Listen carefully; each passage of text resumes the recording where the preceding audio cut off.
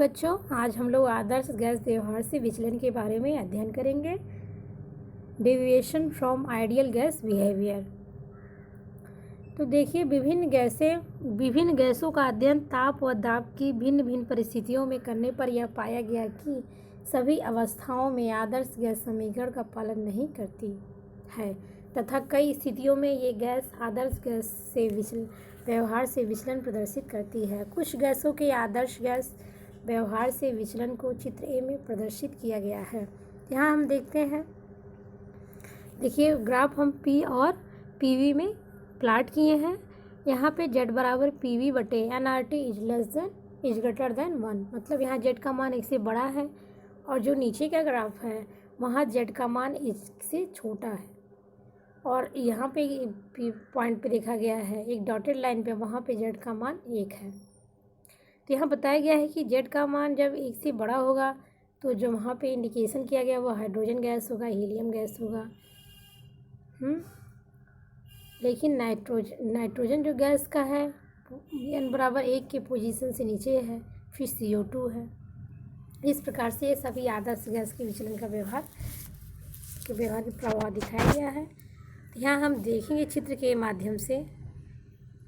चित्र ए में 4 गैसों हाइड्रोजन, हीलियम, नाइट्रोजन और कार्बन डाइऑक्साइड के पीवी वर्सेस पी वक्र प्रदर्शित किए गए हैं। आदर्श गैस के लिए पीवी वर्सेस पी वक्र को बिंदुवत रेखा से प्रदर्शित किया गया है।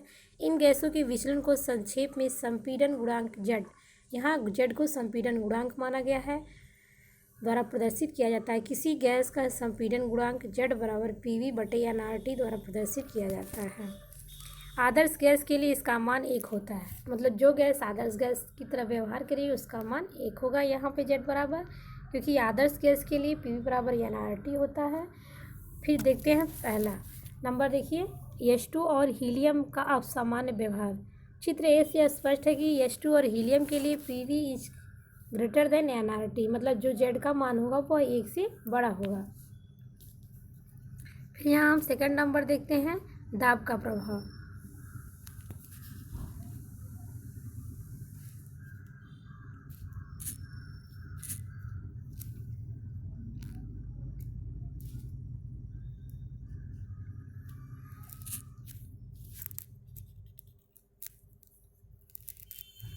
यहाँ देखिए सेकंड नंबर, दाब का प्रभाव। H2 तथा हीलियम के दाब सभी मानों पर पीवी के मान एनआरटी से अधिक होता है, जबकि अन्य गैसों के लिए जैसा कि चित्र ए में स्पष्ट है। बहुत कम दाब पर क्या होता है, जेड का मान 1 होता है। कम दाब पर जेड का मान 1 से छोटा होता है। सामान्य दाब पर जेड का मान 1 होता है और उच्च दाब पर जेड का मान 1 से बड़ा होता है। इस प्रकार से जो दाब है उन पर उनके मान के आधार पे हैं। फिर यहाँ देखिए ताप का प्रभाव क्या होता है। N2 के गैस के लिए विभिन्न तापों पर पीवी वर्सेस पी वक्रों की प्रकृति को चित्र बी में प्रदर्शित किया गया है। देखिए यहाँ पी और पीवी में ग्राफ खींचा गया है और यहाँ पे T1, T2, T3, T4 के मान को दिखाया गया है, किस प्रकार से भिन्न भिन्न ताप पर वो किस प्रकार से भिन्न भिन्न प्रकृति को अपने प्रदर्शित करता है।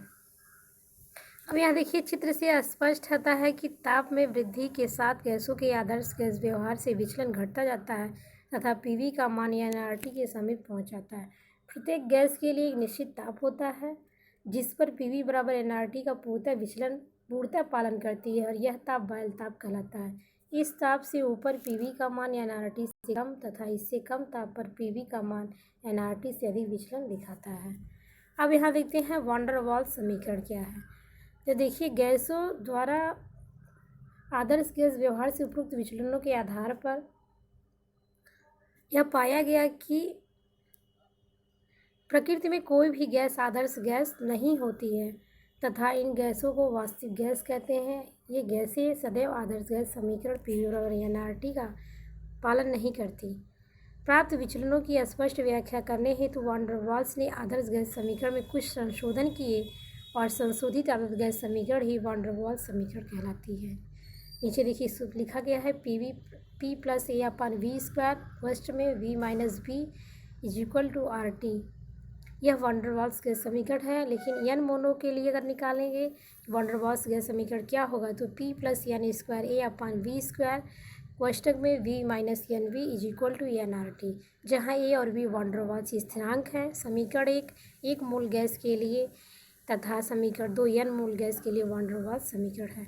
अब वॉन डर वाल्स स्थिरांक ए और बी क्या है के बारे में देखते हैं, अध्ययन करते हैं। वॉन डर वाल्स आकर्षण स्थिरांक ए और वॉन डर वाल्स आयतन स्थिरांक बी के मान किसी दी हुई गैस के लिए निश्चित होती है। पहला नंबर देखिए, किसी गैस के लिए वॉन डर वाल्स स्थिरांक ए का मान सदैव बी से अधिक होता है। वे गैसें जिनके लिए ए का मान उच्च होता है वे आसानी से द्रवित हो जाती हैं।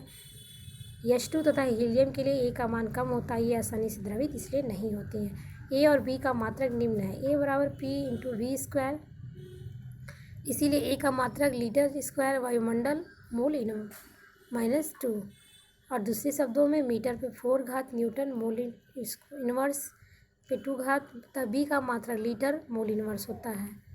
ए का मान 10⁻⁻0 से 10⁻⁻2 के बीच में होता है, और बी का मान जो होता है 10⁻⁻2 से 10⁻⁻3 के बीच में होता है। अब यहाँ हम देखते हैं वॉन डर वाल्स समीकरण की सीमाएं क्या हैं। तो यहाँ देखते हैं, यह गैसों से विचलन का मात्रात्मक व्याख्या उतनी अच्छी तरह से नहीं कर सके जितनी की सफलतापूर्वक इस समीकरण द्वारा विचलन का गुणात्मक व्याख्या हो सके। प्रयोगों द्वारा यह ज्ञात हुआ कि ए और बी का मान पी और टी के मानों में परिवर्तन के साथ परिवर्तित हो जाते हैं। वी सी कांतरिक आयतन का संख्यात्मक मान वॉन डर वाल्स समीकरण के अनुसार 3V होता है, किंतु वास्तव में ऐसा नहीं होता। इस प्रकार संबंध RTC बटे PV PC बटे VC भी सत्यता पर खरा नहीं उतरता।